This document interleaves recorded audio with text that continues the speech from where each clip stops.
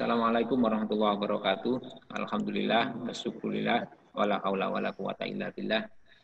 Amma ba'du, yang saya hormati Bapak Dekan beserta jajaran, para guru besar serta Bapak Ibu dosen di lingkungan Fakultas Adab serta semua peserta. Wabil khusus ada Ibu Dr. Awalia Rahmat dari UIN Syarif Hidayatullah. Kita memasuki sesi kedua yang nanti akan kita dengarkan pemaparan dari Ibu Dr. Edi Fatimatur Rusidiah. Beliau dulu aktif di Lembaga Penjaminan Mutu sebelum kemudian mendapat amanah menjadi dekan Saintek. Tanpa berpanjang lebar, saya serahkan sepenuhnya kepada Bu Evi, monggo untuk memaparkan materinya. Terima kasih. Oke, terima kasih. Assalamualaikum warahmatullahi wabarakatuh. Yang saya hormati Bapak Dekan Fakultas Adab dan Humaniora, Bapak Ibu Wadek dari Fahum, Wadek 1, Pak Wadek 1, Pak Wadek, Ibu Wadek 2, dan Pak Wadek 3, Bapak Ibu unsur pimpinan, baik dari GKM maupun Kaprodi dan Sekprodi, Bapak, mohon maaf, ada Pak Ketua Senat, Prof. Ahwan, yang saya hormati, Bapak Ibu Profesor, ada Prof. Ali kayaknya, dosen saya, beliau ini, dan Bapak Ibu dosen dari Fahum, Bapak Ibu Profesor dari Fakultas Adab dan Humaniora, dan Bapak Ibu dosen di Fakultas Adab dan Humaniora UIN Sunan Ampel Surabaya. Alhamdulillah pada pagi hari ini saya bisa bersilaturahim ya dengan teman-teman Fahum.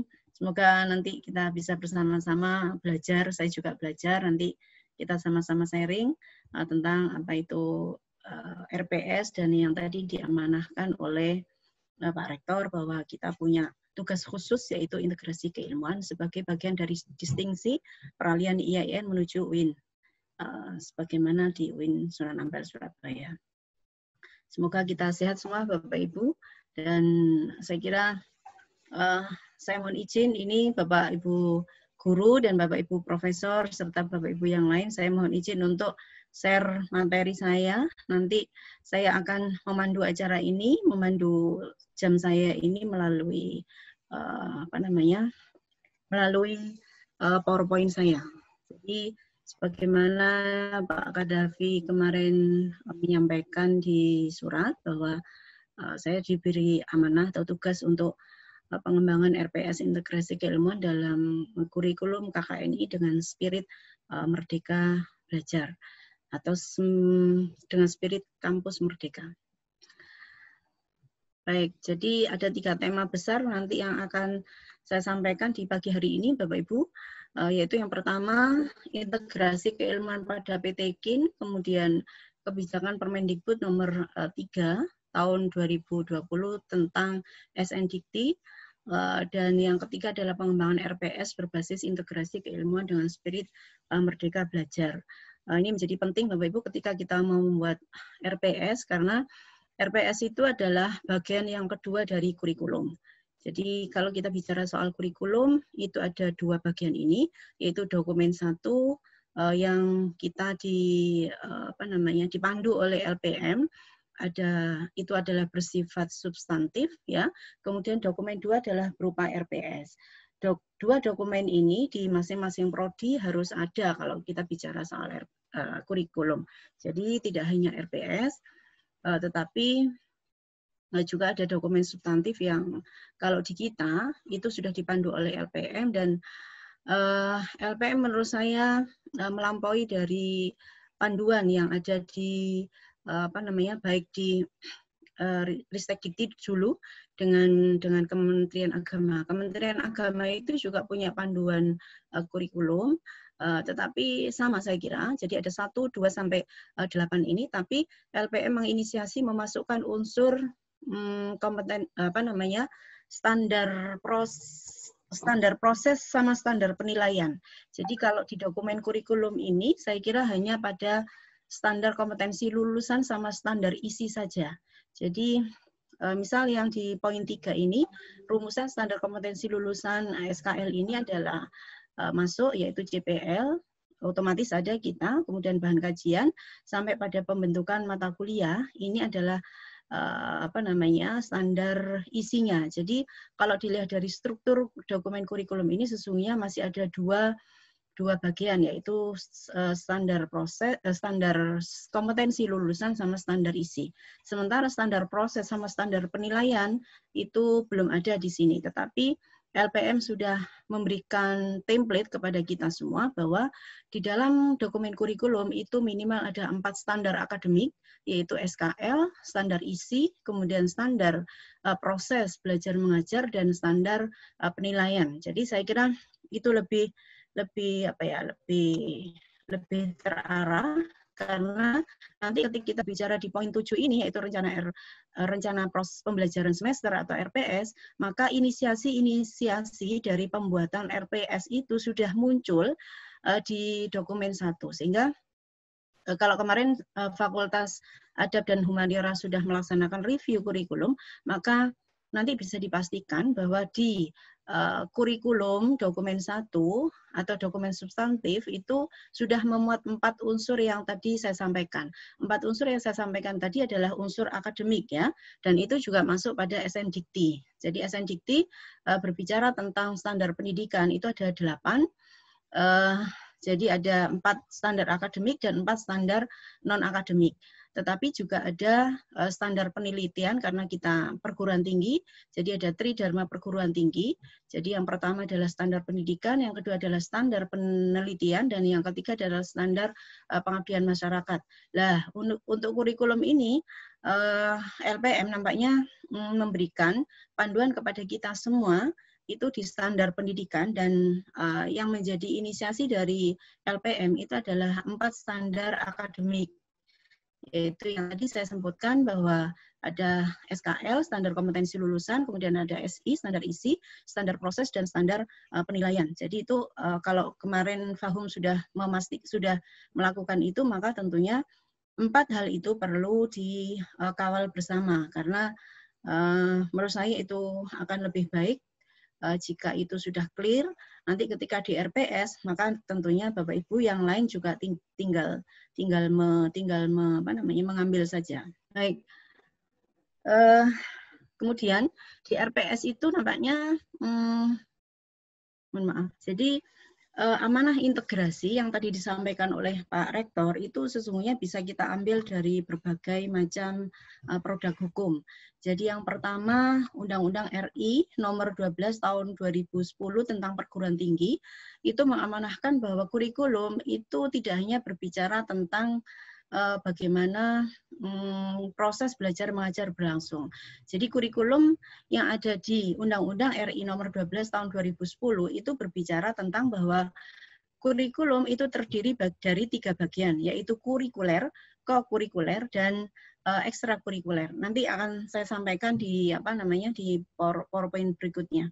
Kemudian yang kedua, Peraturan Presiden Republik Indonesia nomor 65 tahun 2013 tentang perubahan Institut Agama Islam Negeri Sunan Ampel Surabaya menjadi Universitas Islam Negeri Sunan Ampel Surabaya.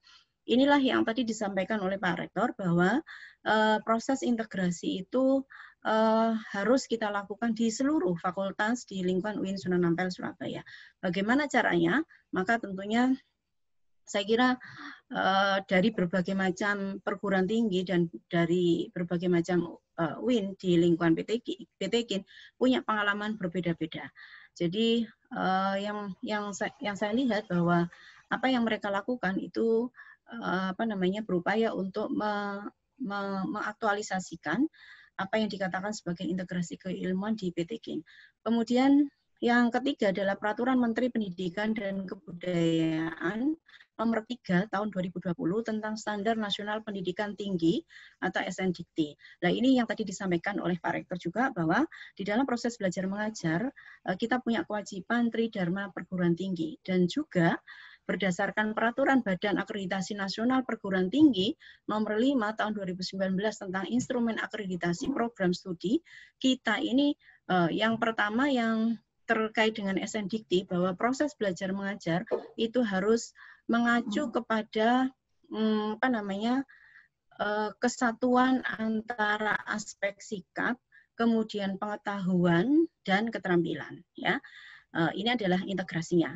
Lalu yang keempat, ini integrasi yang yang diamanahkan di Peraturan Badan Akreditasi Nasional Perguruan Tinggi Nomor 5 Tahun 2019 itu salah satu item indikator dari instrumen ini adalah menyatakan bahwa proses belajar mengajar itu tentunya harus mengintegrasikan antara penelitian atau riset dan pengabdian masyarakat. Ya, kemudian keputusan Direktur Jenderal Pendidikan Islam nomor 2498 tahun 2019 tentang pedoman implementasi integrasi ilmu di perguruan tinggi keagamaan Islam. Artinya apa? Artinya amanah integrasi ini ternyata luar biasa dalamnya, Bapak Ibu. Jadi tetapi semua ini nanti bagaimana caranya bisa tercermin di dalam satu pola di RPS kita.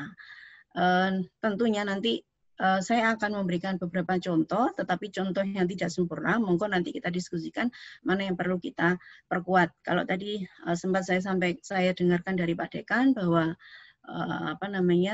biar Bapak Ibu tidak susah-susah waktunya sangat terhambat untuk membuat RPS, ya nanti kita ada triknya Bapak Ibu. Jadi yang penting nanti Bapak Ibu memegang dulu masing-masing kurikulumnya, ambil dulu CPL-nya, lalu nanti baru kita desain kepada RPS-nya. Jadi yang jelas CPL-nya harus jelas dulu. Di FST sedang saya garap ini CPL-nya, jadi review kurikulumnya sengaja saya belum mendatangkan narasumbernya terlebih dahulu, tapi saya minta kawan-kawan untuk mengkelirkan CPL-nya, karena ketika saya lihat di SKPI kemarin itu luar biasa tumpang tindihnya.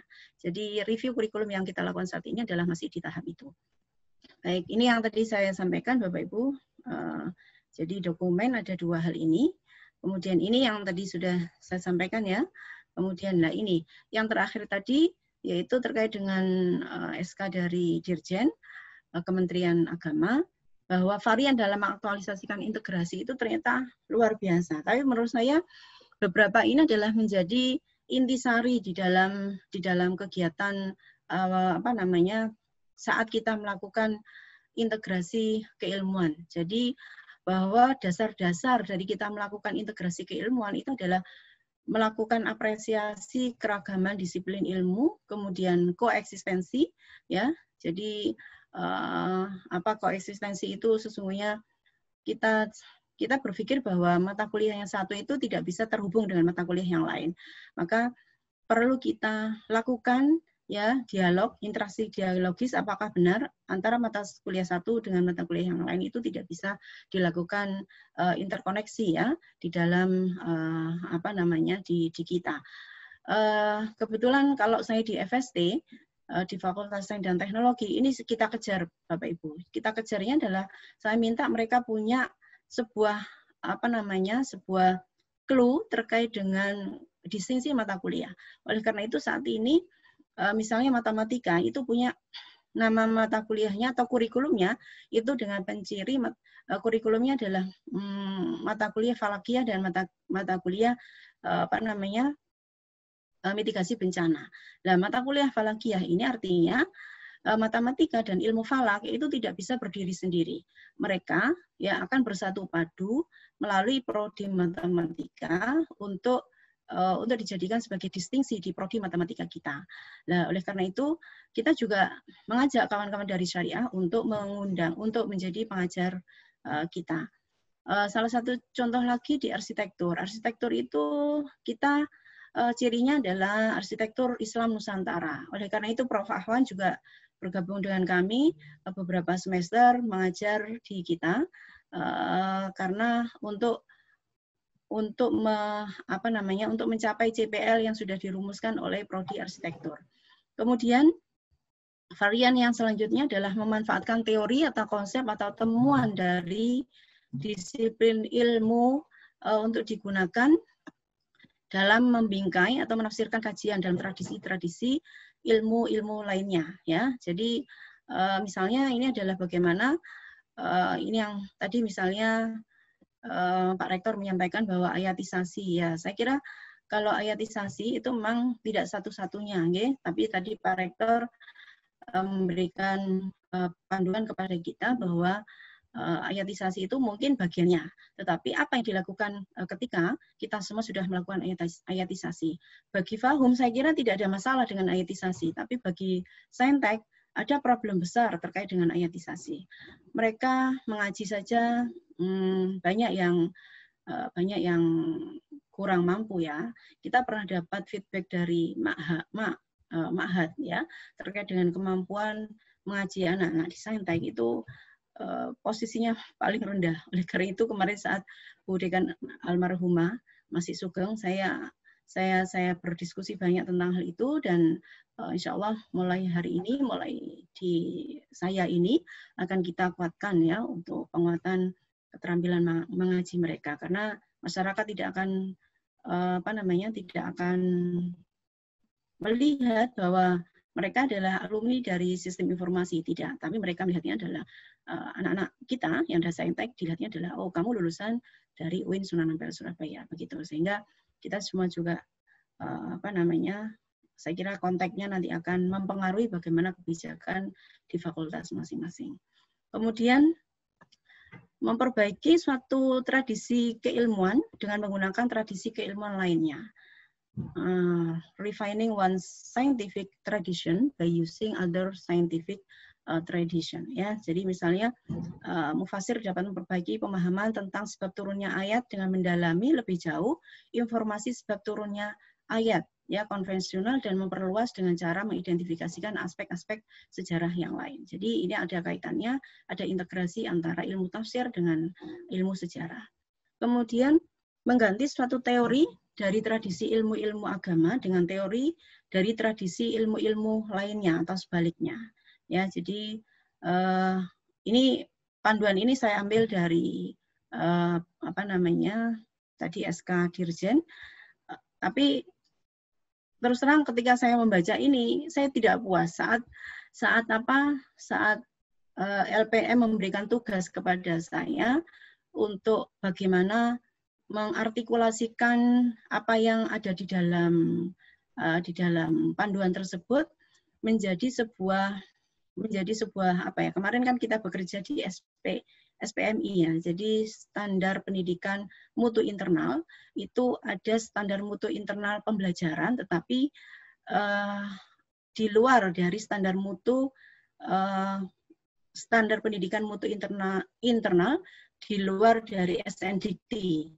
Jadi integrasi keilmuan adalah di luar standar SNDT.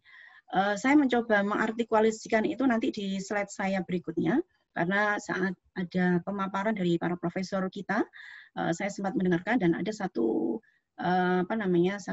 ilmu yang menurut saya yang saya sedang menginisiasi di Fakultas Sains dan Teknologi. Tapi untuk konteks Fahum, monggo nanti bisa diimplementasikan, dimodifikasi, dan seterusnya. Jadi yang selanjutnya adalah penguasaan salah satu atau lebih dari ilmu-ilmu agama dan ilmu-ilmu lainnya. Kemudian varian selanjutnya bersifat konvergensi. Nah, konvergensi ini Bapak Ibu, ini saya di panduan itu ada 5 ini, monodisipliner, kemudian intradisipliner, antardisipliner, dan multidisipliner serta transdisipliner. Saintek berupaya untuk menerjemahkan yang transdisipliner ini. Bagaimana cara kami menerjemahkan? Jadi integrasi kurikulum ini adalah integrasi dalam substansi ilmu dan integrasi dalam pembelajaran. Jadi dua hal inilah yang sedang kami inisiasi, dan tentunya nanti akan muncul di RPS kawan-kawan semua. Oke. Ini yang sedang kami lakukan Bapak Ibu. Ini belajar, ini jadi mohon maaf akhirnya saya menyampaikan apa yang saya lakukan di FST, tapi menurut saya Ini juga bisa menjadi inisiasi Bapak Ibu semua. Jadi Con of Scientific Integration ya. Jadi belajar dari FST. Jadi memang yang pertama adalah ini konteks FST ya Bapak Ibu. Nanti konteks FAHUM nanti bisa dilakukan bagaimana caranya melakukan integrasi ini. Jadi yang pertama ini adalah ayatisasi, kemudian implementasi dan aktualisasi. Masing-masing ini punya bermakna dalam sesuai dengan struktur kurikulum yang disampaikan oleh Undang-Undang nomor 12 tahun 2012 tentang perguruan tinggi. Ayatisasi ini akan kita peroleh melalui kurikuler. Jadi kurikuler ini kalau dimaknai di dalam Undang-Undang Undang-Undang Perguruan Tinggi nomor 12 tahun 2012 itu adalah terkait mata kuliah yang sudah kita rencanakan untuk mencapai tujuan tertentu. Jadi CPL yang sudah kita rencanakan untuk mencapai tujuan tertentu dan akhirnya terbentuk menjadi mata kuliah, itulah kurikuler. Oleh karena itu di dalam proses belajar mengajar, misalnya studi Al-Quran, studi hadis, Al-Quran tematik dan hadis tematik itu menjadi penting di fakultas kami. Nah, oleh karena itu dengan hadirnya studi Al-Quran dan studi hadis, ini tentunya akan memberikan makna kepada anak-anak kami, kepada Fakultas Saintek dalam rangka melakukan integrasi keilmuan, yaitu melalui ayatisasi. Program kurikuler ini juga kita dampingi dengan program ekstrakurikuler. Nanti di kami itu ada namanya program sains, program studi Al-Quran intensif gitu. Itu jadi pasca mereka 1 tahun dilakukan pengayaan melalui program-program ma'had, kami juga punya program itu, kita kerjasama dengan lembaga lain. Kemudian yang kedua setelah ayatisasi itu adalah implementasi. Jadi implementasi itu kita laksanakan melalui kokurikuler. Jadi kokurikuler ini adalah kegiatan-kegiatan seperti PKL, kemudian seperti ini non SKS ya, non SKS, tetapi kegiatan-kegiatan itu adalah yang menunjang pencapaian CPL yang didesain melalui SKS ya. Oleh karena itu kalau di kami itu ada mata kuliah yang bersifat PKL itu, di mana PKL itu non SKS, tapi juga bisa SKS kalau di panduan di undang-undang tersebut. Jadi misalnya PKL kemudian PPL ya, itu bisa menjadi mata kuliah kokurikuler ini. Jadi bagaimana mereka melakukan proses ayatisasi itu mereka implementasikan. Kemudian yang terakhir adalah aktualisasi. Aktualisasi ini nanti kita lakukan melalui ekstrakurikuler. Nah, ekstrakurikuler ini yang tadi seperti saya sampaikan, kita punya program sains, kemudian kita punya program setiap hari Rabu itu sejak Prof. Soleh memimpin di Fakultas Saintek, kemudian Bu Eni juga itu, kemudian saya juga dikader untuk melanjutkan amanah itu. Akhirnya di hari Rabu itu, di hari Rabu pagi itu kita melakukan kajian-kajian terkait dengan dengan bagaimana pola melakukan integrasi keilmuan setiap Rabu, tetapi diiringi dengan membaca Yasin, membaca surat Ar-Rahman atau membaca surat-surat tertentu, kemudian kita lanjutkan dengan jika misalnya ada yang kesusahan, kita kirim doa kepada yang anggota atau warga FST yang kesusahan, kemudian baru kita ada kajian. Kalau saat ini kajiannya adalah kebetulan kami ada dosen DPK yang masuk ke kami, jadi mereka memberikan penguatan kultum begitu, tapi itu kita variasikan dengan misalnya hasil riset kawan-kawan, hasil riset mahasiswa-mahasiswi untuk di-share bersama di forum di hari Rabu itu. Saya kira di FAHUM juga ada ya ini ya. Jadi itu di ekstrakurikuler. Jadi artinya kalau ini kenapa saya sampaikan Bapak Ibu, karena bicara kurikulum ya ini.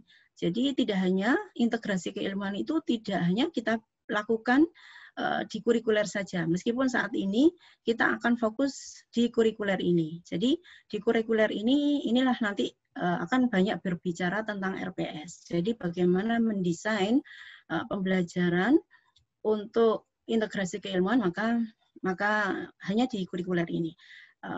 Jadi artinya proses ayatisasi kemudian sampai nanti proses implementasi. Kami PKL juga ada RPS-nya.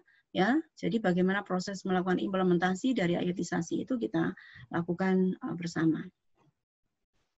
Nah ini perpaduan dari kon yang kanan sama kon yang kiri ini nanti tentunya sesuai dengan cita-cita UIN Sunan Ampel Surabaya. Kita akan bersama-sama menuju kepada masyarakat atau insan atau mahasiswa-mahasiswi yang ulul albab. Jadi kalau saya mengambil dari ini Pak Hamis ya dulu ya anggotanya ini ya. Jadi pasti beliau akan lebih detail. Jadi Jadi insan yang ulul albab ini adalah perpaduan dari kompetensi anak-anak yang cerdas secara spiritual, kemudian yang cerdas secara akal dan cerdas secara terampil ya, atau kematangan fikir, zikir dan kemampuan bersikap. Ini juga saya kira cita-cita dari UIN Sunan Ampel Surabaya ini tentunya sudah mengamanahkan menerjemahkan apa yang panduan-panduan atau payung hukum di negara kita yang tadi sempat saya sampaikan Bapak Ibu, baik itu melalui undang-undang, kemudian Perpres ya, kemudian Permendikbud, kemudian kebijakan-kebijakan yang di internal Kementerian Agama. Oleh karena itu, ini yang terus terang saya 2 tahun masuk ke FST ini sedang mencari pola bagaimana integrasinya di kurikulum karena Prof. Soleh saat itu memang gerakannya luar biasa, jadi bagaimana menghijaukan atau membuat teman-teman yang ada di UIN Sunan Ampel Surabaya, teman-teman yang ada FST itu benar-benar bisa mengaji. Jadi harapan beliau dulu itu adalah menggarap Bapak Ibu dosennya sampai ada bengkel mengaji. Kemudian yang kedua adalah yang sekarang sejak Bu Eni saya mendampingi beliau itu harapannya adalah kepada mahasiswa. Jadi tidak hanya Bapak Ibu dosennya tapi juga mahasiswa-mahasiswinya. Oke. Baik Bapak Ibu. Jadi itu adalah saya bilang itu adalah inisiasi atau hal-hal yang perlu saya sampaikan terkait dengan integrasi keilmuan. Nah, ini saya akan masuk kepada peraturan Menteri Pendidikan dan Kebudayaan nomor 3 tahun 2020 tentang standar nasional pendidikan ya. Terkait terutama nanti Bapak Ibu bisa melihat pasal 5 itu sudah menyatakan bahwa proses belajar mengajar itu harus disampaikan melalui 3 hal, yaitu aspek sikap, aspek pengetahuan, dan aspek keterampilan. 3 aspek itu yang di pasal 5 itu aspek sikap, pengetahuan, dan keterampilan itu harus di-blended Bapak Ibu di dalam setiap proses belajar mengajar. Aspek sikap itu dicapai melalui pembiasaan, berarti strategi pembelajaran apa yang akan kita gunakan, media apa yang akan kita gunakan, ya, tugas-tugas apa yang akan kita berikan. Lalu kemudian yang kedua itu adalah pengetahuan. Pengetahuan itu tentunya adalah pokok bahasan dan sub pokok bahasan yang bagaimana yang harus kita sampaikan. Jadi materinya. Kemudian yang ketiga adalah keterampilan. Nah, keterampilan ini adalah itu menjadi tugas portofolio. Jadi penugasan dalam bentuk apa atau keterampilan apa yang perlu kita asah kepada anak-anak. Jadi ini sesungguhnya di akhir sesi nanti saya ada 2 produk yaitu written product sama spoken product. Written product apa yang nanti akan kita kita tagihkan kepada anak-anak atau spoken product apa yang nanti akan kita tagihkan kepada mahasiswa-mahasiswi. Nah, ini pasal 10 ini bicara khusus tentang RPS Bapak Ibu. Jadi standar proses pembelajaran merupakan kriteria minimal tentang pelaksanaan pembelajaran pada program studi untuk memperoleh capaian pembelajaran lulusan. Karena RPS ini bicaranya adalah di standar proses pembelajaran. Pasal 10 berbicara tentang karakteristik proses pembelajaran, kemudian perencanaan proses pembelajaran, kemudian pelaksanaan proses pembelajaran, dan beban belajar mahasiswa. Ini semuanya juga akan masuk di RPS. Kemudian pasal 12, perencanaan proses pembelajaran sebagaimana dimaksud dalam pasal 10 ayat 2 huruf B disusun untuk setiap mata kuliah dan disajikan dalam rencana pembelajaran atau istilah lain. Jadi yang saya garis bawahi di sini adalah RPS. Ya boleh sebetulnya dengan istilah lain, tetapi LPM sudah memutuskan bahwa istilahnya adalah tetap RPS. Jadi fungsi RPS itu sesungguhnya ini Bapak Ibu. Jadi rasionalnya kita menggunakan RPS itu, informasi itu kan ada di mana-mana ya. Jadi kalau kita mengajar, maka tentunya informasi itu harus sistematis. Nah, bagaimana cara mengolah informasi secara sistematis? Ya, tentunya akan kita bingkai dalam RPS ini. Informasi tidak terbatas, ya. Yang kedua, informasi tidak terbatas ini biar bahwa kita mengajar itu time bound-nya kuat, ya, karena di standar SNDikti itu bicara Bapak Ibu. Nanti kalau kita mengajar dengan cara lecturing, dengan mengajar dengan cara seminar, dengan mengajar dengan cara praktikum, itu akan beda-beda, ya. Oleh karena itu, dengan time bound yang sudah dirumuskan bersama oleh SNDikti, maka tentunya membuat RPS itu menjadi penting. Waktu sangat terbatas juga, jadi kita dibatasi kalau misalnya dalam jumlah SKS lecturing atau pertemuan itu adalah 1 SKS itu 50 menit, ya. Kalau 2 SKS berarti kita hanya ada 100 menit, kalau 3 SKS berarti kita harus hanya ada 150 menit. Maka aturan waktu 100 menit kalau 2 SKS atau 150 menit kalau itu 3 SKS, maka perlu ada desain apa yang akan kita lakukan per menit atau per 10 menit atau per 20 menit dan seterusnya. Perlu dirancang secara efektif dan efisien, karena itu tadi terkait dengan mutu pembelajaran, dan mutu itu juga ternyata juga di dalam proses belajar mengajar dibatasi oleh waktu. Rencana yang baik adalah setengah dari kesuksesan. Oke, mahasiswa beragam gaya belajar dan latar belakangnya, dan yang terakhir ini adalah capaian pembelajaran yang beragam, sehingga perlu tentunya RPS ini menjadi penting. Tantangan kita saat ini Bapak Ibu adalah mereka sekarang ini adalah mahasiswa-mahasiswi kita itu adalah digital native, ya. Jadi desain pembelajaran perlu juga kita arahkan ke sini. Kalau misalnya Bapak Ibu ada yang belum terbiasa dengan memanfaatkan platform tertentu, saya kira sangat mungkin apa yang sudah kita miliki, kalau misalnya WhatsApp group, ya, WA group, itu sangat mungkin kita bisa memanfaatkan itu. Bahwa apalagi 1 semester ini kita masih menggunakan daring, saya kira inisiasi bahwa tantangan yang terkait dengan mereka ini adalah digital native itu perlu kita pertimbangkan. Jadi RPS ini nanti akan memberikan kepastian bahwa mahasiswa menerima pengalaman belajar sebagaimana yang telah dirancang dengan baik. Dan inilah RPS Bapak Ibu.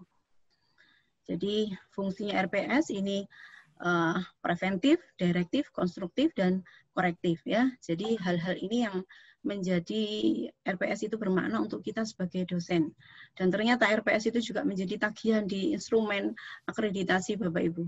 Jadi saya awal-awal masuk ke Saintek itu juga yang saya garap memang terus terang saya di kurikulum sama RPS-nya ini. Karena di Saintek fakultas baru, jadi saya sebagai wadeksa itu tuh merasa nggak punya pegangan ini, wah kalau nggak ada kurikulum dan RPS-nya, bagaimana saya bisa membenahi fakultas Saintek saat itu bersama Bu Dekan Eni Purwati.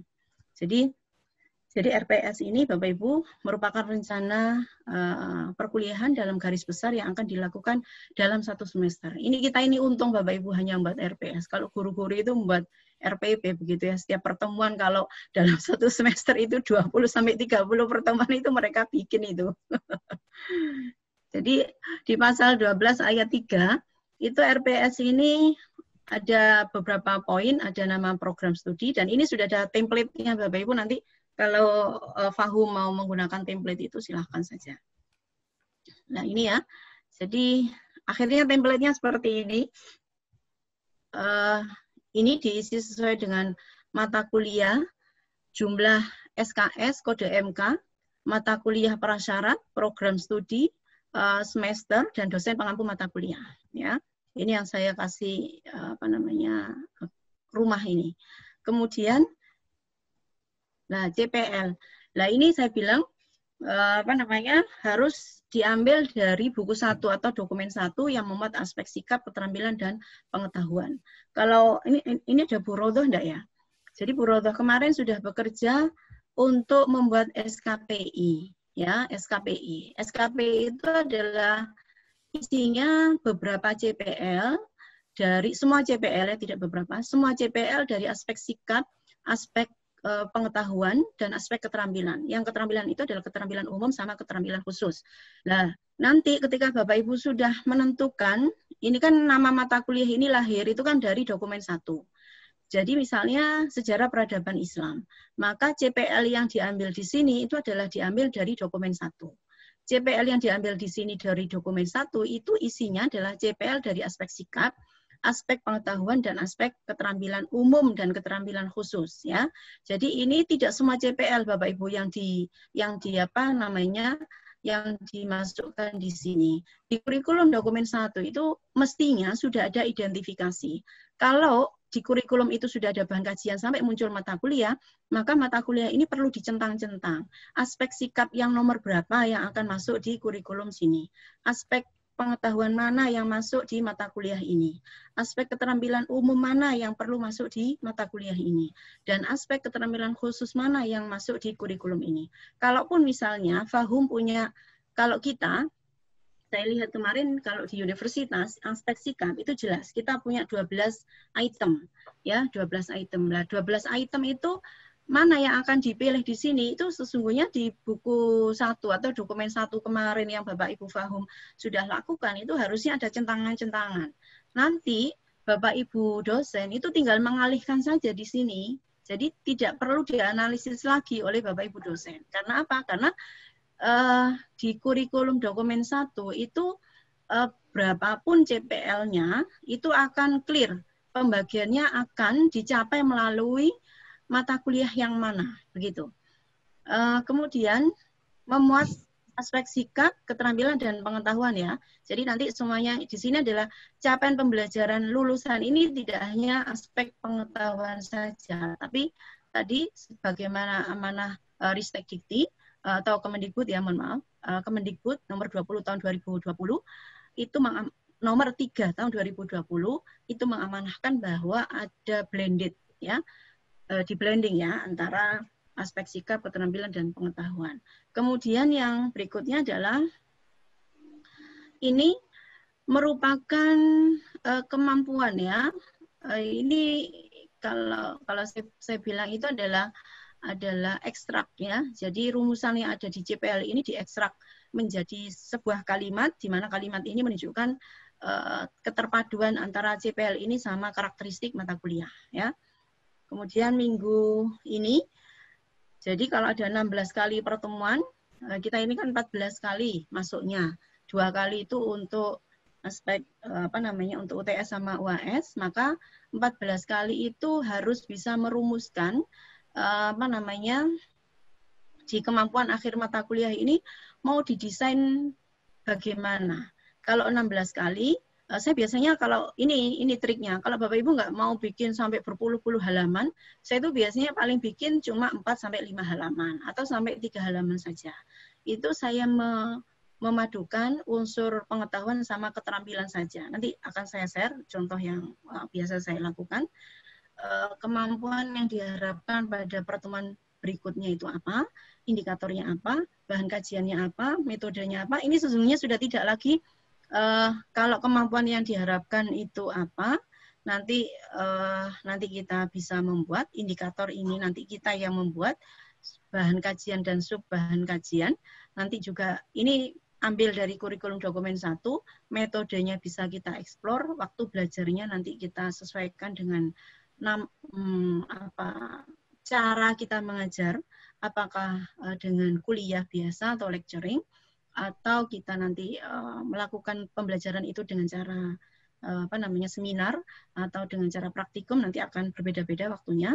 Kemudian pengalaman belajar mahasiswa, deskripsi tugasnya apa, ini yang tadi saya katakan, karena kita itu harus blending antara sikap, pengetahuan, dan keterampilan, maka perlu dirumuskan di sini tugasnya apa. Yang tadi juga saya sampaikan bahwa ada dua hal tadi, ada written product atau spoken product, penilaian bentuknya apa, kriterianya apa, dan seterusnya. Oke, nanti bisa saya share, menghemat waktu, saya akan langsung kepada contoh saja.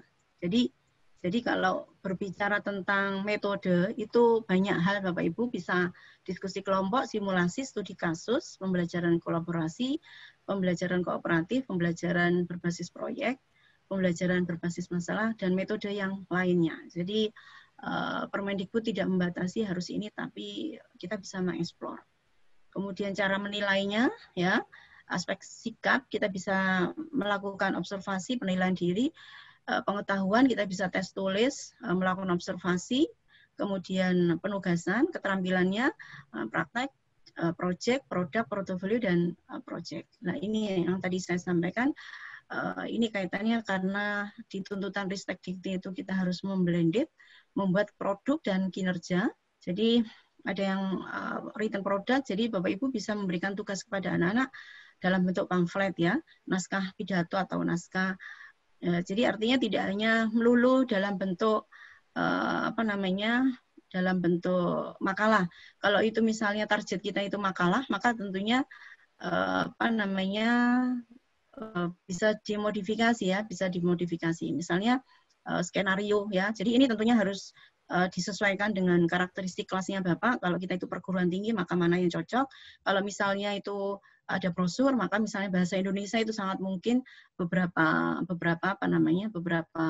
pertemuan, misalnya ada 14 kali pertemuan, 1 atau 2 kita bisa memfasilitasi anak-anak membuat brosur, misalnya puisi dan lain sebagainya. Jadi sekali lagi bahwa written product ini tidak harus dilaksanakan semuanya oleh Bapak Ibu, silakan nanti menyesuaikan dengan karakteristik tuntutan di CPL kita, apakah benar-benar untuk menulis jurnal ilmiah, ya maka tentunya harus membuat penugasannya sesuai dengan target itu. Misalnya membuat halaman web, ini juga menjadi penting Bapak Ibu untuk anak-anak kita yang digital native tadi. Spoken product, jadi apakah di dalam proses belajar mengajar itu kita minta anak-anak untuk misalnya berlatih debat, kemudian membaca, kemudian simulasi, ya, kemudian mendemonstrasi, misalnya, kemudian berlatih menjadi MC, berlatih menjadi penceramah, berpidato, kemudian membaca berita atau apa, ya, nanti banyak hal yang nanti yang kita bisa lakukan spoken product. Sekali lagi, ini juga tidak semuanya harus kita terapkan, tetapi kita menyesuaikan dengan karakteristik mata kuliah kita, siapa mahasiswa kita, dan apa tujuan dari mata kuliah kita ini. Gitu. SN Dikti ini adalah bagaimana caranya kita melandingkan. Jadi tugas kita itu banyak, Pak.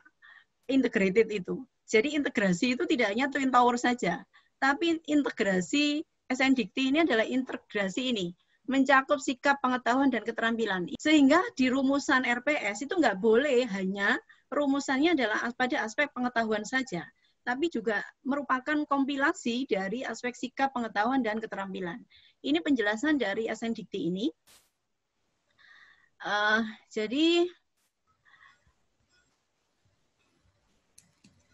Jadi standar kompetensi lulusan yang dinyatakan dalam rumusan capaian pembelajaran lulusan sebagaimana maksud ayat 1 digunakan sebagai acuan utama pengembangan standar isi pembelajaran.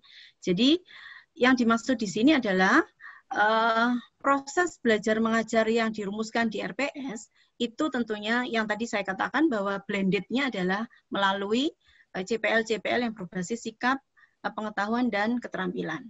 Nah ini. Di pasal 6 ini dijelaskan Bapak Ibu,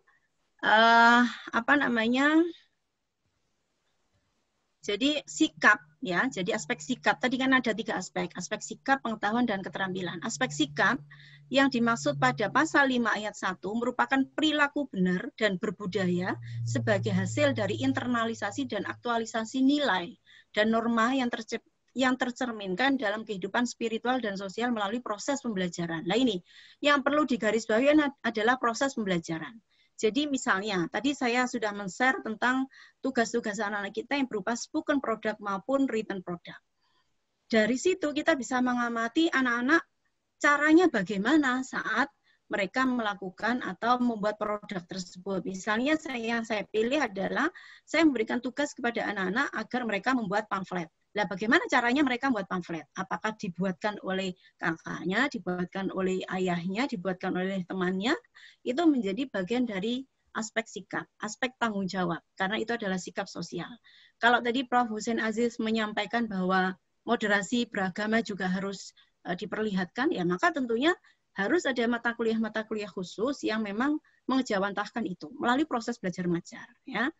Contohnya apa? Misalnya diberi studi kasus tentang misalnya ada berita koran atau clipping koran, dari clipping koran tentang isu-isu moderasi beragama, kita bisa membuat anak-anak membuat sebuah opini, ya. Opini misalnya kita lombakan. Ayo siapa segera saja dari 40 anak satu kelas ini siapa yang dari kasus yang di koran, misalnya berita koran tanggal sekian, ya, silahkan membuat opini misalnya terkait dengan pemberitaan ini, apa sikap Anda dan apa yang Anda pikirkan terkait dengan kasus seperti ini. Kita bisa memotivasi anak-anak misalnya untuk menulis ulang di majalah atau tabloid kampus dan lain sebagainya, itu sangat memungkinkan. Nah, cara-cara itulah yang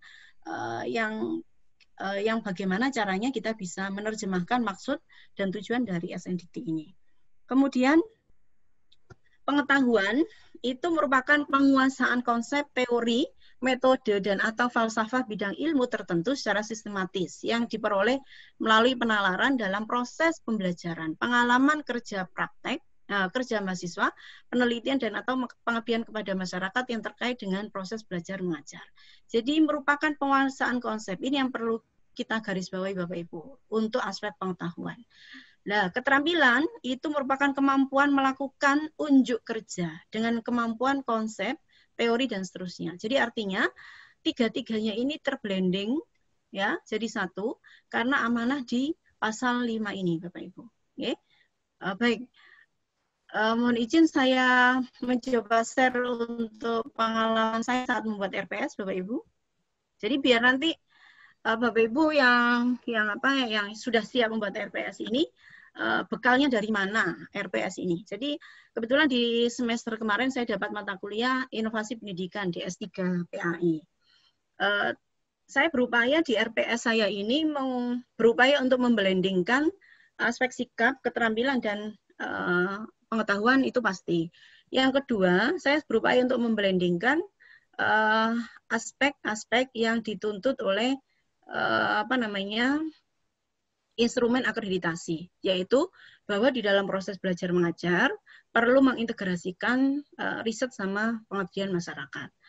Nah, ini adalah mata kuliah. Ini template yang saya gunakan ini adalah dari LPM, dan menurut saya ini perlu kita sepakati bersama karena LPM itu adalah yang memandu kita untuk mengontrol kualitas belajar mengajar kita, dan belajar mengajar itu adalah menjadi core bisnis kita semua yang ada di UIN, yang ada di perguruan tinggi. Mata kuliahnya Inovasi Pendidikan, SKS-nya 3, kode MK-nya saya tidak menemukan sehingga saya garis, prasyaratnya saya tidak menemukan sehingga saya garis.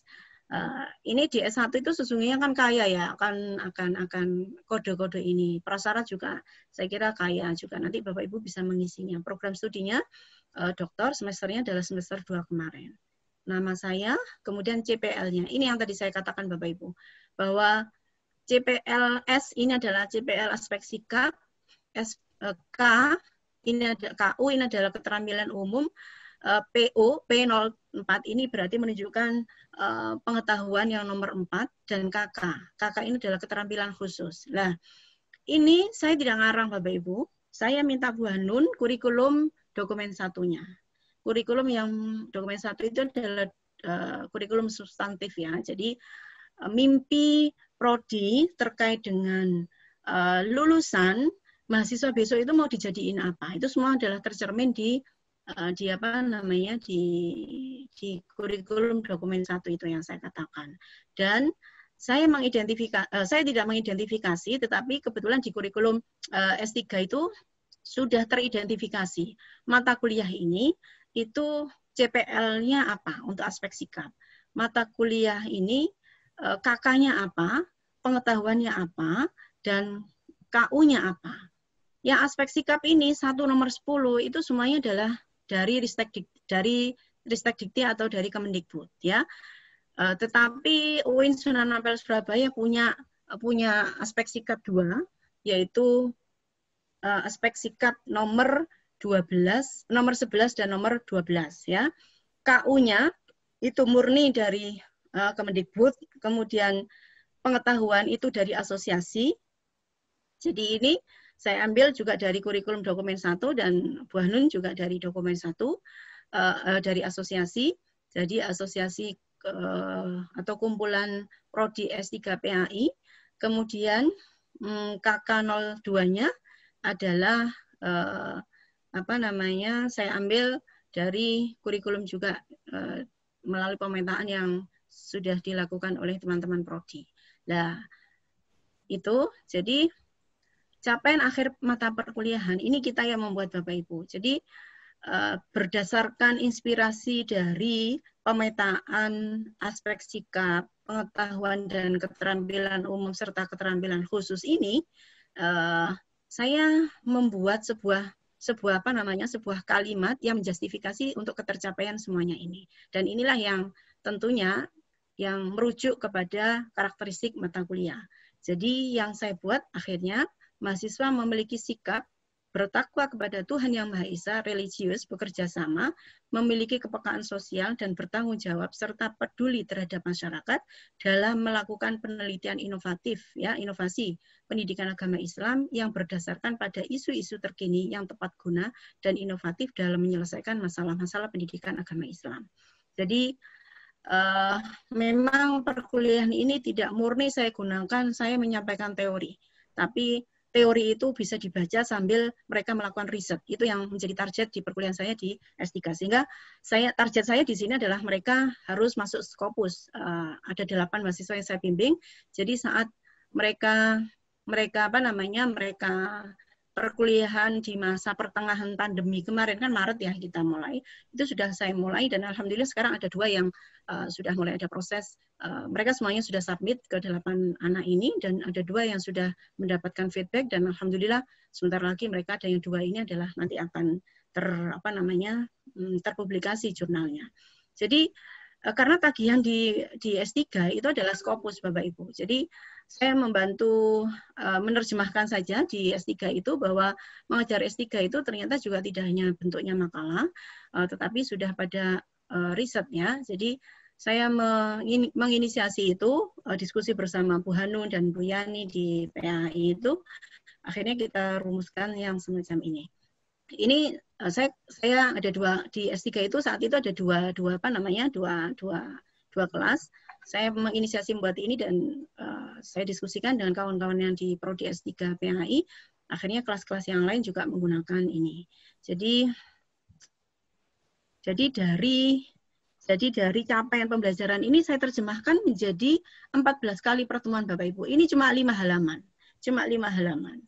Jadi tidak sampai berpuluh-puluh lah. Saya juga malas kalau bikin sampai berpuluh-puluh halaman. Jadi minggu ke-1 ini saya ekstrak, saya ringkas. 1 sampai 7, ada kompetensi, kemampuan yang diharapkan pada setiap pertemuan itu apa. Saya punya pikiran bahwa dalam melakukan perkuliahan saya, itu ada 3 hal ini. Minggu pertama sampai minggu ke-7. Karena karakteristik, jadi gini, 7 anak itu kan targetnya adalah berbeda-beda ya nanti isu yang didapatkan terkait dengan inovasi pendidikan. Jadi saya berdiskusi, saya drill teman-teman di S3 itu mendefinisikan perbedaan inovasi dan discovery. Karena ini kaitannya dengan materi yang sesungguhnya yaitu inovasi. Kemudian memetakan isu-isu inovatif di bidang pendidikan, ini juga saya drill ya. Kemampuan mereka dalam mengidentifikasi kasus ya, apakah di proses belajar mengajarnya, apakah di pendekatan kurikulumnya, anti bullying, anti korupsi, anti KKN, anti kekerasan atau apa, banyak sekarang ini isu-isu yang terjadi di sana. Kemudian menganalisis kajian teori inovasi pendidikan agama Islam. Jadi artinya dalam setengah semester ini saya drill semuanya itu, referensi-referensi tentang inovasi dari punyanya Rogers ya sampai Ciputra itu saya drill semuanya di sini. Kemudian indikatornya ya saya sesuaikan dengan ini. Dengan apa namanya? Dengan kemampuan yang diharapkan. Jadi mendefinisikan, kemudian mendeskripsikan ya, kemudian menganalisis kajian teori inovasi dan seterusnya ya. Bahan kajian dan subbahan kajian ini teori-teori inovasi dan discovery ya, semuanya saya masukkan di sini. Nah ini Bapak Ibu, pengalaman belajar mahasiswa. Tadi yang saya katakan bahwa pengalaman mengajar itu disesuaikan dengan cara mengajar kita. Kalau cara mengajar kita itu adalah lecturing, maka gunakan ini. Menggunakan ini itu maksudnya apa? Menggunakan lecturing itu adalah tatap muka ini ya. Kemudian jadi satu SKS dalam setiap model mata kuliah itu ternyata berbeda-beda. Satu SKS untuk lecturing sama praktikum itu berbeda. Satu SKS untuk mata kuliah biasa itu ternyata ada 3 kegiatan, ya, ada 3 kegiatan, yaitu kegiatan tatap muka, ya, kegiatan penugasan terstruktur, ya, dan ketiga kegiatan mandiri. Nah, kegiatan yang tatap muka itu secara jadwal memang kita sudah benar ya, sudah benar. Sudah benar itu artinya apa? Sudah benar itu artinya memang di jam kita itu settingannya adalah 50 per SKS. Tetapi ternyata kalau kita mengajar itu hanya 50 SKS itu 50 menit itu nggak cukup. Ternyata harus ada ini kegiatan penugasan terstruktur dan kegiatan mandiri. Saya bikin dengan KD-KD dan indikator yang sudah saya kembangkan ini, misalnya begini, membuat jadi tidak misalnya ya, jadi dalam proses 1 semester itu mereka membuat instrumen penelitian tentang isu inovatif, menganalisis keabsahan instrumen, menganalisis variabel-variabel yang diteliti, melakukan pendampingan kepada masyarakat dalam proses penelitian, menemukan jurnal terindeks yang akan dijadikan tujuan submit hasil penelitian dan pengabdian masyarakat, begitu. Nah, jadi ini adalah kegiatan terstruktur selama setengah tahun ya, setengah semester di awal pertama kali kita bertemu. Kegiatan mandiri, jadi ini adalah kegiatan perkuliahan. Kalau lecturing itu ada 3 tadi. Ada kegiatan tatap muka, kemudian kegiatan penugasan terstruktur, dan kegiatan mandiri.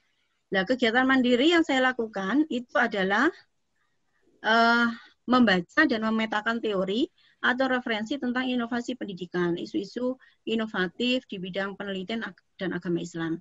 Di sesi-sesi ini saya sudah memperkenalkan bagaimana mencari Scopus, saya sudah memperkenalkan SJR, saya sudah memperkenalkan Journal Finders, kemudian saya sudah memperkenalkan, kalau di pendidikan itu ada, saya tuh paling cinta sama Erik. Erik itu, kalau Bu Wahyu atau Prof. Yuli mungkin akrab dengan Erik, ya. Jadi tapi di Erik itu belum tentu dia adalah jurnal terindeks, tapi minimal, tapi biasanya saya lakukan kalau saya sudah ketemu jurnal di Erik, itu biasanya saya cari jurnalnya di SJJR, ya. Jadi untuk mengetahui bahwa apakah jurnal itu hanya jurnal internasional atau jurnal terindeks. Jadi ini,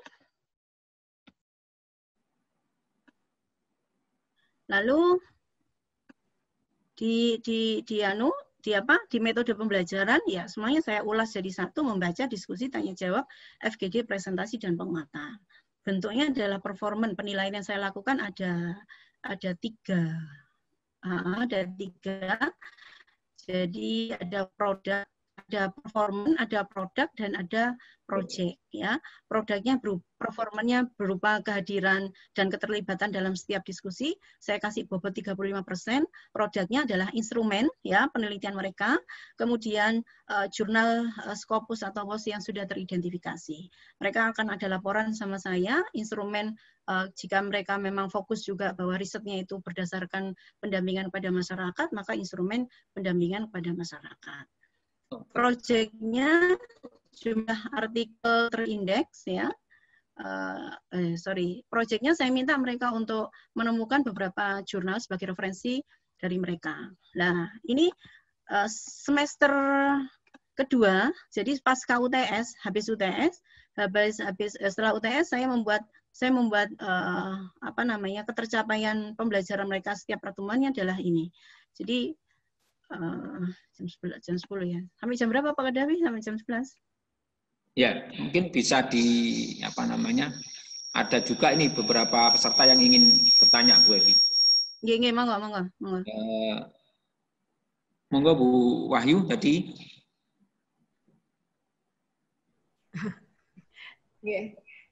Terima kasih Bu Evi, Pak Kadafi juga. Begini, kami kan dari Prodi Sastra Inggris.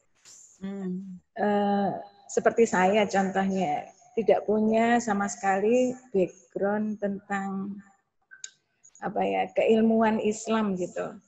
Kalaupun tahu kan ya hanya sedikit-sedikit. Nah, ketika nanti dituntut untuk membuat RPS yang mengintegrasikan keilmuan Islam dengan keilmuan prodi, tapi itu bagaimana? Apakah harus muncul di RPS kita, ataukah sebenarnya bisa disampaikan di pertemuan sehari-hari, di pertemuan mingguan di mahasiswa itu? Misalnya dalam bentuk lesson plan kita. Saya kira terima kasih Bu Wahyu. Problemnya Bu Wahyu itu sama persis dengan kita di Saintek, Bu. Jadi akhirnya Prof. Soleh itu yang pertama sejak berdirinya Saintek itu didirikanlah apa yang namanya Bengkel Al-Quran. Jadi Prof. Soleh saat itu sebagai dekan itu garapnya itu ke dosen-dosennya dulu. Jadi dulu itu kan memang awal Saintek berdiri itu awal dosen masuk itu sejumlah 63. 63 dosen itu gerudukan jadi satu masuk ke UIN. Ya, ternyata 63 itu karakteristiknya macam-macam. Jadi ibaratkan kurva gitu, kurva normal. Ada yang ekstrem kanan dan ada yang ekstrem kiri. Ya, ada banyak yang ratanya ya otomatis banyak. Nah, yang ekstrem kiri ini yang digarap sama Prof. Soleh. Jadi sampai tajwidnya juga digarap gitu. Nah, alhamdulillah ya meskipun tidak seperti yang ekstrem kanan atau di rata itu, ya mereka masih tetap belajar. Bahkan ada yang juga berkembang. Mereka akhirnya berupaya untuk menyadari bahwa mereka ini adalah bagian dari UIN, maka tentunya tuntutan-tuntutan itu segera harus mereka laksanakan. Ya banyak yang les ngaji dan seterusnya itu banyak sekali kawan-kawan. Nah, saat Bu Eni itu mulai menginisiasi garap mahasiswanya. Saya sekarang insya Allah tahun ini kita sudah ada MOU dengan salah satu rumah Al-Quran gitu. Mereka akan membantu kita karena kan kalau kita serahkan kepada dosen-dosen kita, dosen-dosen Saintek itu juga nggak mungkin karena itu tadi ada yang kurva kiri sama rata itu kan. Ya rata itu juga ya seperti saya gitulah. Jadi kalau orang misalnya fasohahnya dan seterusnya itu ya perlu ada lembaga yang lebih expert gitulah. Kemudian juga waktu ya. Jadi kalau Bapak Ibu dosen kita bebani ngajar sejumlah 1.500 anak itu juga kasihan ya. Jadi akhirnya kita punya inisiasi untuk MOU dengan yang lain. Lalu, Wahyu, jika itu secara kelembagaan belum dilakukan, menurut saya ada dua hal yang perlu kita pikirkan. Catatan Pak Rektor tadi juga bisa menjadi bekal untuk kita bahwa satu, kita tidak perlu memaksa melakukan ayatisasi untuk dimasukkan di dalam materi. Tetapi proses integrasi keilmuan itu bisa kita lakukan misalnya dengan cara-cara seperti UIN Sunan Kalijogo, kemudian UIN Malang ya, Maulana Malik Ibrahim, itu melakukan kegiatan integrasi keilmuan itu dengan dua cara. Dengan cara yang benar-benar blended dan benar-benar ada yang hanya sebagai bagian. Misalnya menjadi bagian yang spirited sama yang blended ya. Yang spirited itu adalah misalnya kita punya komitmen bersama dalam kelas itu sebelum kita mengajar doa bersama. Doa apa yang kita sepakati. Kemudian di awal pembelajaran doa apa yang kita sepakati dan di akhir pembelajaran doa apa yang kita sepakati. Itu juga merupakan bagian integrasi keilmuan yang kalau Prof. Imam Suprayogo itu yang tadi spirited tadi. Bahwa memang belum di blending, ya belum bisa di blending di mata kuliah. Tapi yang di blended itu adalah di konteks materinya. Jadi konteks materi itu adalah tadi yang saya sampaikan. Bisa kita melakukan ayatisasi. Jadi misalnya ayat-ayat yang kalau kita itu mau melakukan integrasi keilmuan Islam sama umum kan tentunya anak-anak kita harus kita bekali tentang memperkenalkan ayat-ayat yang sesuai dengan konteks keilmuan mereka. Misalnya di Saintek itu saya meminta bantuan teman-teman yang dari studi Al-Quran, Bapak Ibu dosen yang dari studi Al-Quran, misalnya untuk memperkenalkan RPS-nya saya kontrol betul itu kalau di studi Al-Quran sama studi hadis di di FST. Karena apa? Karena RPS bisa jadi sama tapi implementasinya bisa jadi berubah. Jadi misalnya kalau RPS untuk di arsitektur maka pengenalan ayat-ayat tentang arsitektur itu sudah kita lakukan. Pengenalan ayat-ayat tentang bagaimana mencari ayat-ayat tentang matematika itu menjadi bagian dari RPS di kita. Kemudian melalui kalau hadis melalui Maktabah Syamilah itu kita jadikan sebagai bagian yang harus difahami dan menjadi bagian yang harus dikenalkan dan ya menjadi budaya lah kepada kita semua. Karena kasus di Saintek itu sangat spesifik Bapak Ibu. Jadi contoh misalnya Bu Lili Hana saat itu saya minta Bu Eni minta bantuan beliau mengajar di Saintek itu memahami misalnya membacakan hadis. Misalnya hadatsana gitu ya karena dari umum apakah nama orang hadatsana itu pertanyaannya anak-anak. Bu Lili bercerita seperti itu. Jadi kan saya ini akhirnya khawatir. Budikan gimana ini kita harus menggerakkan anak-anak pinter ngaji dan seterusnya lah. Mereka masuk ke Saintek itu subhanallah Bapak Ibu. Mengenal huruf itu hanya abata saja. Itu ada yang kita temukan di situ sehingga benar-benar harus kita garap dalam konteks integrasi keilmuannya adalah dengan cara yang spirited maupun yang blended. Ya, yang blended itu adalah masuk kepada mata kuliah, merupakan ayatisasi tadi dan masuk kepada tugas-tugas mereka yang terstruktur maupun tidak terstruktur dan sampai pada skripsinya. Jadi kita sedang membuat panduan di FST itu untuk bagaimana integrasi keilmuan di FST itu diterjemahkan di setiap kegiatan ini. Begitu Bu Wahyu. Jadi saya kira kalau memang secara konten tidak bisa dimasukkan, maka lakukan pembiasaan-pembiasaan yang tadi spirited tadi. Jadi misalnya ada doa bersama, kemudian ngaji bersama. Kalau di UIN Maulana Malik itu ada dua cara. Jadi misalnya di perkuliahan pertama itu ada semacam kontrak belajar. Jadi kontrak belajarnya adalah apakah hanya doa atau sampai tadarus bersama. Jadi 10-15 menit ngaji bersama gitu. Nah itu kami juga sudah menggarap itu. Karena universitas kan Nyun Sewu kita belum dibekali untuk itu, jadi secara kebijakan juga belum. Jadi akhirnya kami mencari sebetulnya formulasi pola dan bentuknya. Jadi tapi sekali lagi yang penting kita bisa menerjemahkan dan saya lihat saya itu terus terang awal saya jadi wadek saya itu tuh saya kehilangan mau saya kemana kan ini kurikulum karena kurikulum itu saat itu Saintek belum punya. Jadi punya tapi ada di komputer saja. Itu bagi saya dari tarbiyah itu bukan kurikulum itu. Karena masih terkonsep jadi belum ada tanda tangan dekannya dan seterusnya punya Bu. Ya, punya Bu. Mana kurikulumnya? Ini di komputer. Loh, kurikulum kok di komputer? Itu kalau ada Ban PT datang ke kita, ditanya, mana kurikulumnya? Ini Bu, tidak begitu jawabannya. Harus tercetak. Jadi saya bikinkan SK Budekan saat itu, kemudian saya cetak. Jadi ada 2 dokumen setiap prodi itu. Jadi ada dokumen kurikulum 1 sama dokumen kurikulum 2 gitu. Jadi dokumen kurikulum 2 itu RPS. RPS itu tebal-tebal gitu. Semuanya saya minta mengumpulkan. Jadi sekarang ini kalau mau reakreditasi, mereka sudah siap semua, tinggal karena saat itu kan memang tidak kita pikirkan untuk apa ya, untuk scan yang sudah jadi. Jadi sekarang proses scanning semuanya gitu. Jadi gitu Bu Wahyu.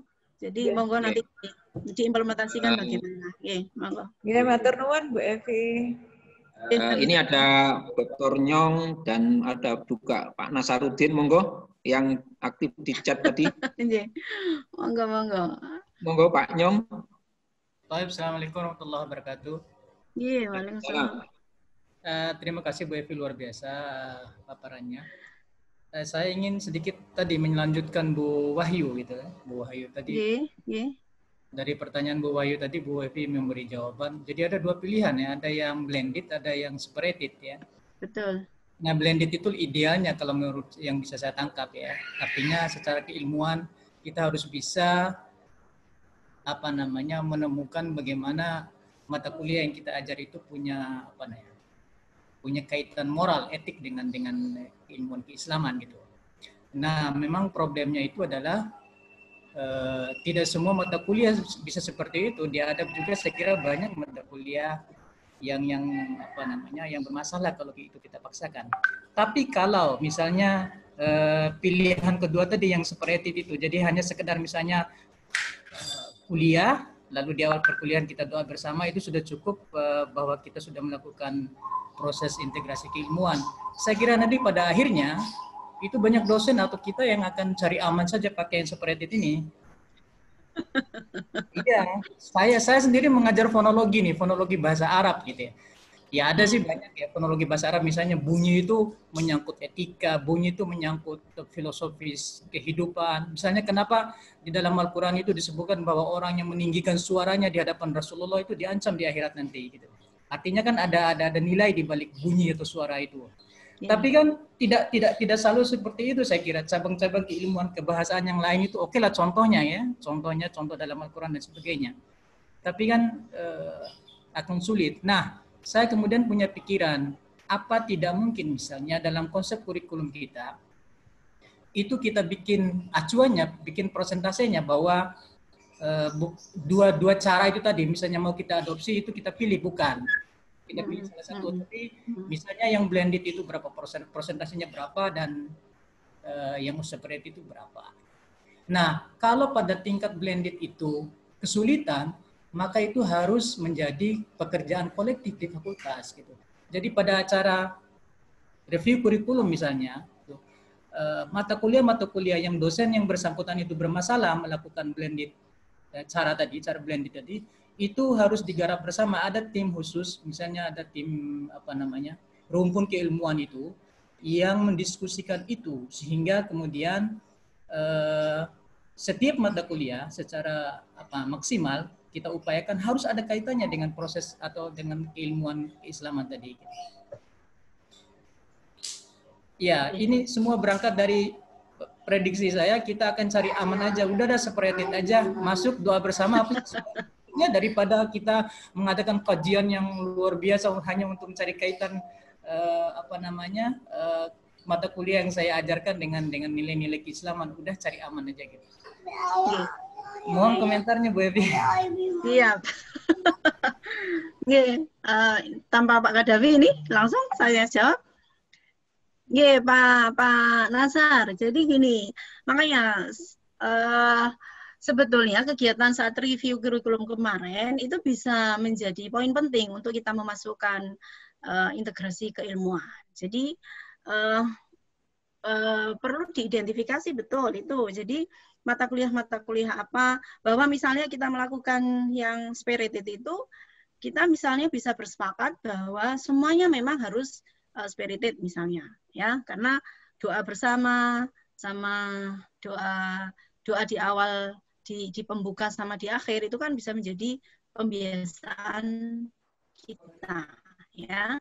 Kebiasaan kita itu bisa dilakukan, ya. Tapi yang tadi misalnya saya contohkan bahwa misalnya untuk apa namanya, kita punya komitmen bersama di kontrak belajar kita, misalnya dalam 1 semester itu harus khatam 1 Al-Qur'an gitu, itu yang apa namanya, yang perlu